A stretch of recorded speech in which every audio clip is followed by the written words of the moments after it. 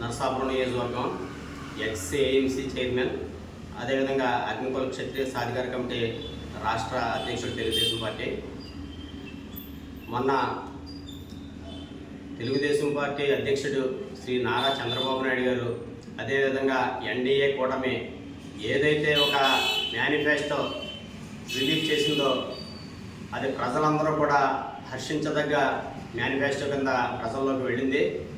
అంతకుముందే మన ముఖ్యమంత్రి గారు ఎవరైతే జగన్మోహన్ రెడ్డి గారు ఉన్నారో ఆయన మేనిఫెస్టో పూర్తిగా అటల్ అయింది. ఎందుకంటే ప్రజలకు ఏ విధంగానూ అనుకూలమైన మేనిఫెస్టో అయితే వారు ఇవ్వడం జరగలేదు. దానికి ముఖ్య కారణం వాళ్ళు సుమారు 11 లక్షల కోట్ల రూపాయలు అప్పులు చేసి ఈ రోజున దివాళా తీసే పరిస్థితుల్లో రాష్ట్రం ఉంటే వాళ్ళ యొక్క మేనిఫెస్టో కూడా దివాళాకోరు మేనిఫెస్టో కింద ఉంది.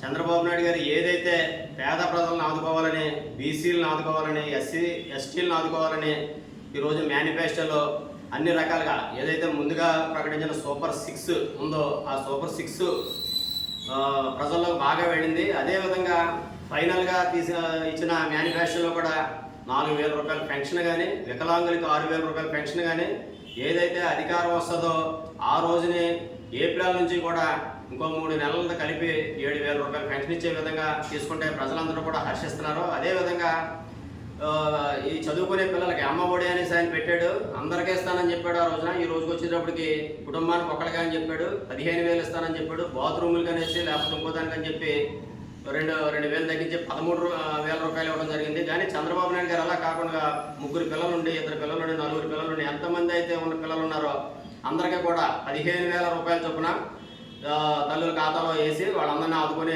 మంచిగా చదివించి వాళ్ళకు ఉద్యోగాలు ఇచ్చే విధంగా ఆయన చర్య తీసుకోవడం చాలా ఆనందించదగ్గ విషయం. అదేవిధంగా మనం చూస్తూ ఉన్నాం, మహిళలకు 1,500 రూపాయలు ఇచ్చేది, అదేవిధంగా అమ్మఒడి ఇచ్చేది, అన్ని రకాలుగా పెన్షన్ ఏమో 4,000 ఇచ్చేది. ప్రతి ఒక్కటి కూడా ప్రజల్లోకి దూసుకుంటూ పోయింది.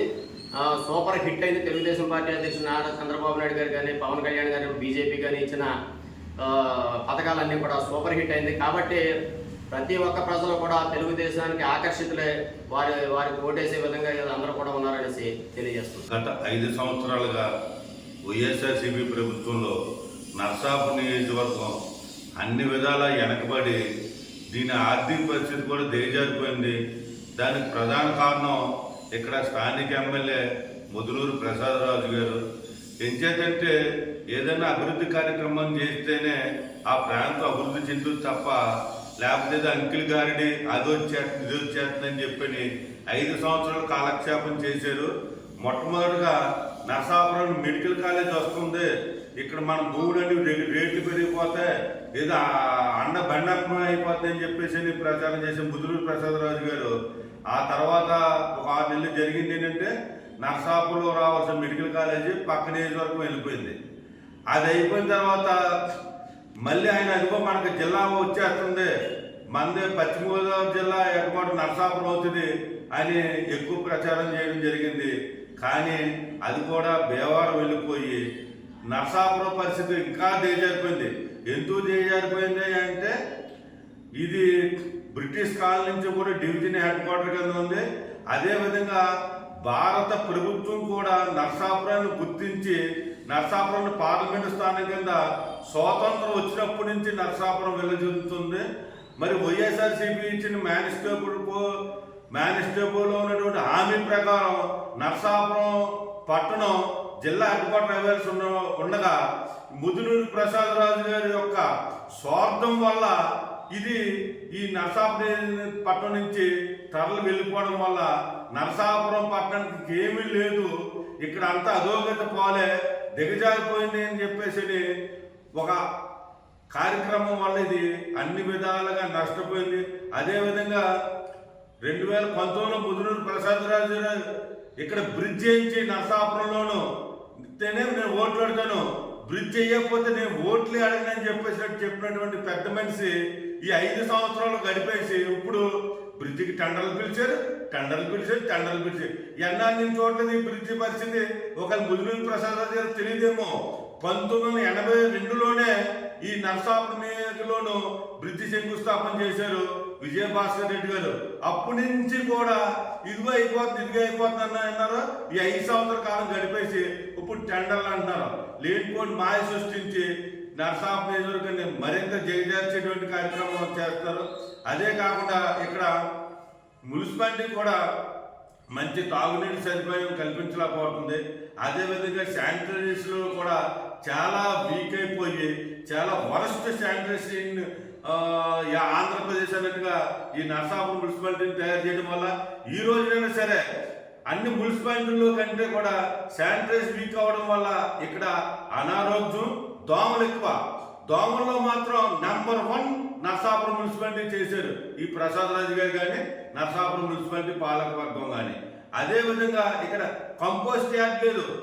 మనం వశిష్ట గోదావరి నదినే ఒక కంపోస్ట్ యార్డ్ కింద ఉపయోగించుకుంటూ కాలం గడుపుతుంది ఈ నర్సాపురం మున్సిపాలిటీ. అదేవిధంగా అనేక సమస్యలు ఏ సమస్యని పరిష్కరించలేదు. ప్రతి దానికి కూడా ఏదో చెప్పి 5 సంవత్సరాల కాలం గడిపేసి ఆయన నర్సాపురం ప్రజల్ని ఆయన మోసం చేశారు. ఆయనకి నర్సాపురం ప్రజల్లో ఓటు అడిగేటువంటి అర్హత కానీ హక్కు కానీ లేదని చెప్పని ఈరోజు తెలియవస్తుంది. నర్సాపురం ఈ 5 సంవత్సరాల్లో నర్సాపురం నియోజకవర్గాన్ని ఏ రంగంలోనూ కూడా అభివృద్ధి పదవులు నడిపించకుండా అగోగతిపాలు చేసినటువంటి వ్యక్తి ఎవరంటే ఈ నర్సాపురం నియోజకవర్గ శాసనసభ్యులు ముదునూరి ప్రసాద్ రాజు గారు. నర్సాపురం నియోజకవర్గాన్ని కానీ ఈ 5 సంవత్సరాలు జరిగినటువంటి అనర్థం ఇంత అంతా కాదు. దీన్ని పోడ్చాలంటే మరి తెలుగుదేశం ఎన్డీఏ అభ్యర్థిని మనం గెలిపించుకుని ఆయన ద్వారా చంద్రబాబు నాయుడు గారు ముఖ్యమంత్రి అయిన తర్వాత ఈ నర్సాపురం నియోజకవర్గం ప్రత్యేకమైన దృష్టి పెట్టి మనం మళ్ళీ మన నియోజకవర్గాన్ని అభివృద్ధి పనులు తీసుకురావాలి. జరగబోయే ఎన్నికల్లో మన నర్సాపురం నియోజకవర్గం నుంచి స్థానికంగా ప్రస్తుతం ఉన్నటువంటి ఎమ్మెల్యే వైసీపీ నుంచి ప్రసాద్ రాజు, అలాగే పొత్తులో భాగంగా జనసేన అభ్యర్థిగా నాయకర్ ఇద్దరు పోటీ చేస్తున్నారు. అయితే ఈ ప్రచారంలో నేను స్పష్టంగా ఒకటి గమనించాను. ఆ మధ్యకాలం నుంచి కూడా 3,197 కోట్ల రూపాయలు అభివృద్ధి చేశాం అంటున్నారు. ఎక్కడ ఏ అభివృద్ధి చేయలేదు.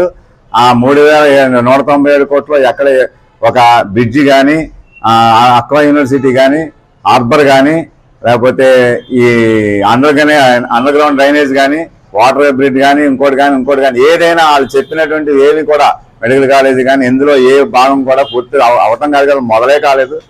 మరి ఇన్నాళ్ళు 5 సంవత్సరాలు పరిపాలించి మాకేమీ చూపించింది లేదు.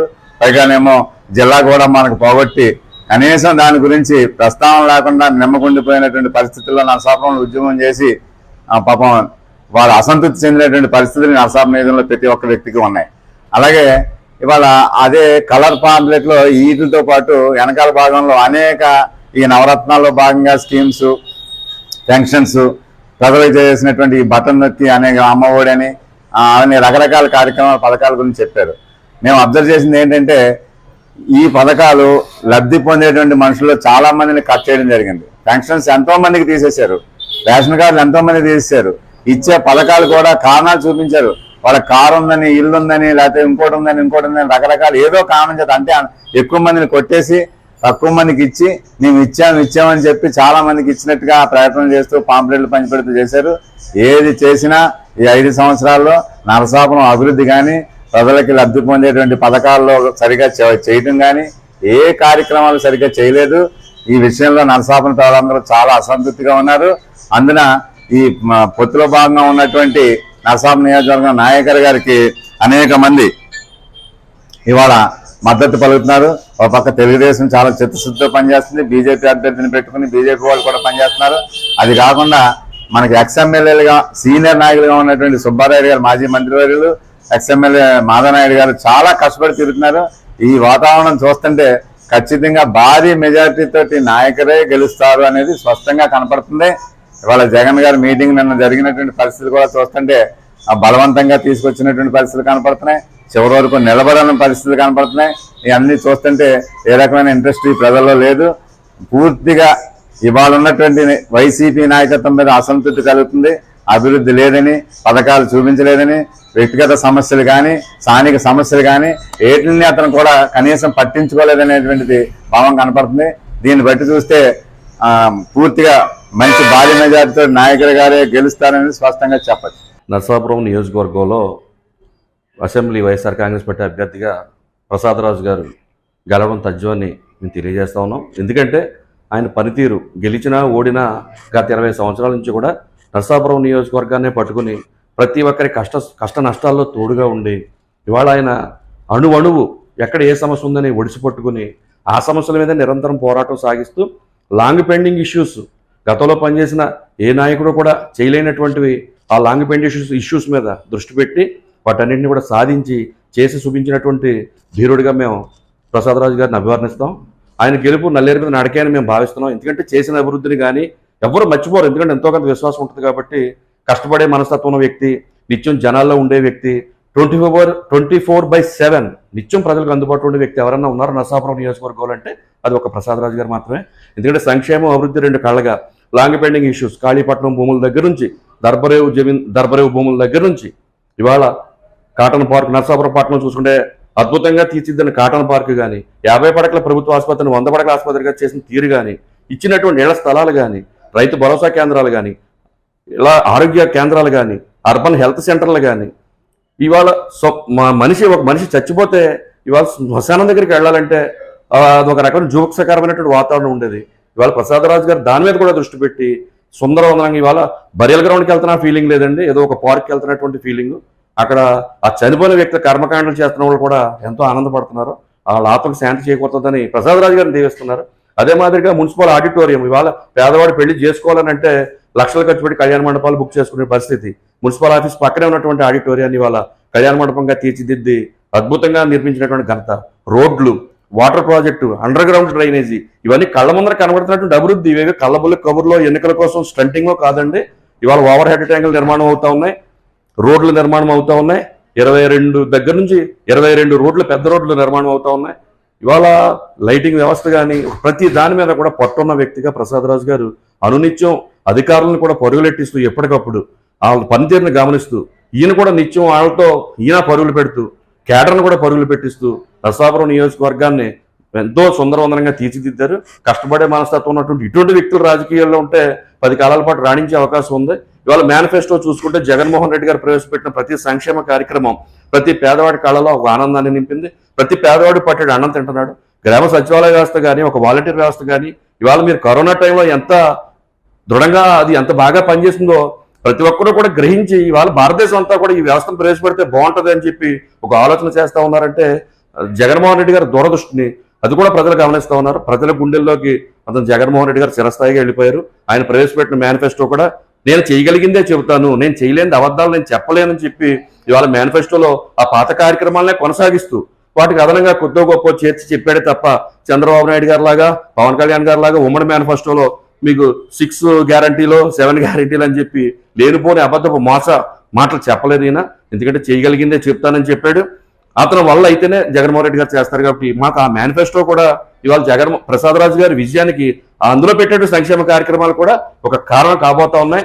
ప్రతి ఒక్క పేదవాడి గుండెల్లో జగన్మోహన్ రెడ్డి గారు ఉన్నారు. నరసాపురం నియోజకవర్గ ప్రతి పేద ప్రజల గుండెల్లో ప్రసాదరాజు గారు కూడా ఉన్నారు. కాబట్టి కష్టపడే మనస్తత్వం ఉన్నటువంటి ఇటువంటి నాయకుడిని ఖచ్చితంగా గెలిపించుకుని తీరతారని చెప్పి సందర్భంగా తెలియజేస్తూ ఉన్నాం.